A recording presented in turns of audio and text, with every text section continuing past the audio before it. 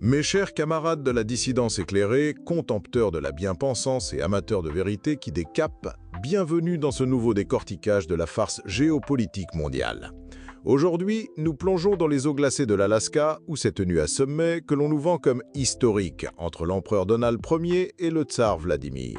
Un succès, nous glapissent les analystes à la solde, la porte ouverte à la paix en Ukraine. Permettez-moi de ricaner si fort que les sismographes de l'OTAN s'affolent. Car enfin, qu'avons-nous vu? Un spectacle pyrotechnique de la diplomatie Potemkin. Rien n'a été signé, rien n'a été gravé dans le marbre. Nous parlons de Donald Trump. Un homme dont la constance politique dépend de son transit intestinal. Un jour, il vous déclare son amour éternel, le lendemain, il vous impose des taxes douanières parce que son café était trop tiède. Sa déclaration de principe, traduite du trumpien diplomatique vers le français courant, est d'une clarté biblique. « Je me casse, démerdez-vous ». Il refile la patate chaude ukrainienne, ce furoncle purulent de l'Occident, à une Union européenne déjà en soins palliatifs et à un régime kievien sous perfusion. C'est ce que j'appelle l'application du panique, le pacte d'abandon négocié et d'indifférence complète. Mais le blondinet peroxydé risque de déglutir son Big Mac de travers. Car en face, la mère patrie n'a pas bougé d'un iota. Les conditions russes restent la sainte trinité inamovible. Dénazification, démilitarisation et levée des sanctions. Or, pour ce dernier point, Trump a autant de pouvoir qu'un eunuque dans un harem. Il lui faut l'aval du Congrès, ce sanctuaire de gérontocrates bellicistes qui verrait d'un meilleur œil un hiver nucléaire qu'une poignée de main sincère avec Moscou. Alors, qui sort vainqueur de cette comédie? Pour Trump, c'est une diversion, une bouffée d'oxygène dans une apnée politique qui dure depuis son élection.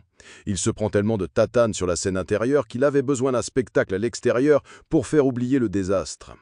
Mais pour Poutine et la Russie, la victoire est totale, eschatologique. C'est un Stalingrad diplomatique. L'Occident collectif, qui a demandé cette rencontre, vient de capituler en race compagne.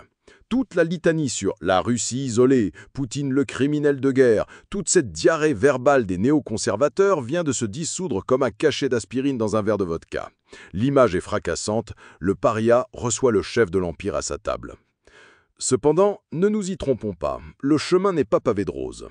La réaction du marigot démocrate, de son élite faisandée à sa base lobotomisée, est un cas d'école pour la psychiatrie. Nous sommes face à une russophobie pathologique de stade terminal, une forme de rage idéologique qui fait mousser la bave aux commissures de leurs lèvres botoxées.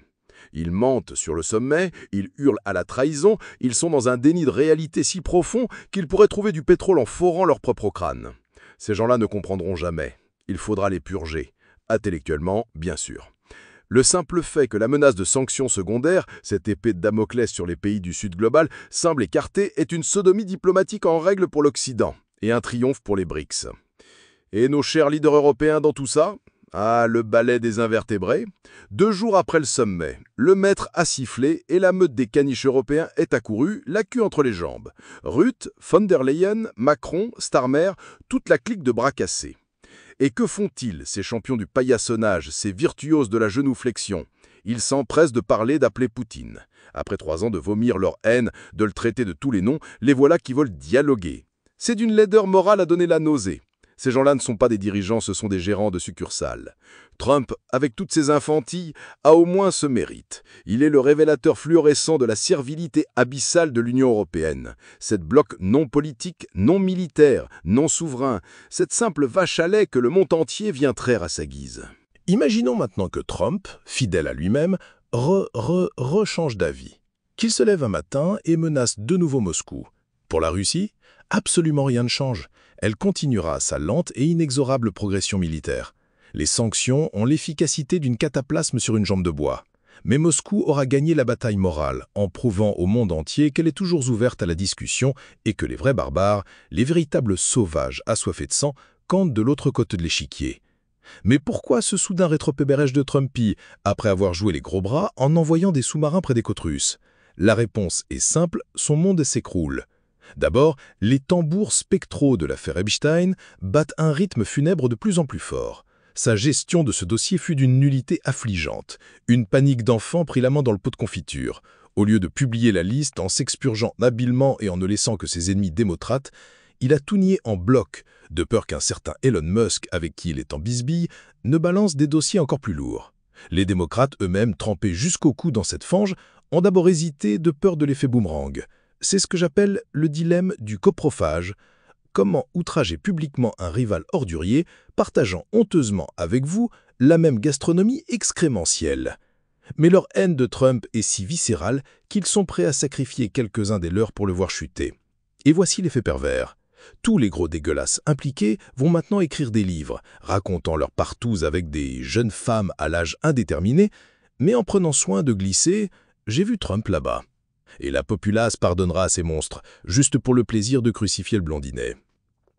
Ensuite, l'économie américaine dévale la piste noire de la récession sans casque ni bâton, en route pour une dépression digne des années 30.